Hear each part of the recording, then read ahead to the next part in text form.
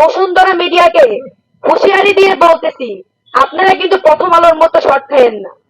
বারবার বলতেছি, আমরা কিন্তু হাজি ভাই চলে গেছে, কিন্তু হাজি ভাই আমাদেরকে শিখাই দিয়ে গেছে কিভাবে কোন সময় কি করতে হবে। আপনারা দয়া করে, এতটুকু আপনাদের কাছে রিকোয়েস্ট, আপনারা ভালো হয়ে যান, নয়তোবা আপনাদের উপর আমার স্টুডেন্ট বা আমাদের যে ক্ষোভটা সেটা প্রকাশ হয়ে যাবে অতি শীঘ্রই। আমাদের আসলে জেলে নেওয়ার ব্যাপারটা, আরেকটা কথা, আমার সাথে জেলে আরেকটা মেয়ে ছিল, সে হচ্ছে জগন্নাথ ইউনিভার্সিটির স্টুডেন্ট, তানজিলা তাবাসসুম, অর্থনীতি নিয়ে পড়তেছে সেকেন্ড ইয়ারে। ওই মেয়েটাকে পুরো গুম করে রাখা হয়েছে। আমার ফ্যামিলি তো জানতো যে আমি জেলে, কিন্তু ওর ফ্যামিলি জানে ও হলে, ওর ওর ইউনিভার্সিটি স্টুডেন্টরা জানে ও বাসায়। এইভাবে স্টুডেন্টদের মুখ কেন বন্ধ করা হচ্ছে?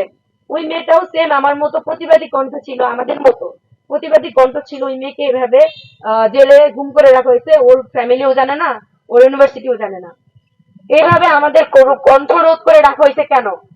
কে এই উপর লেভেলটা, কে যার জন্য আমাকে আমার ফ্যামিলির সাথে সাক্ষাৎ বন্ধ করে এভাবে টর্চার করা হয়েছে?